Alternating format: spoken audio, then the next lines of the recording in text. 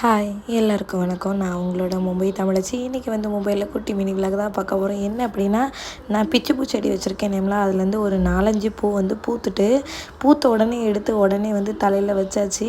ஏன்னா எனக்கு இந்த பூ ரொம்ப பிடிக்கும். சின்ன பிள்ளையிலேருந்தே இந்த பூ கூட வந்து எனக்கு ஒரு கனெக்ஷன் இருக்குது ஊரில்.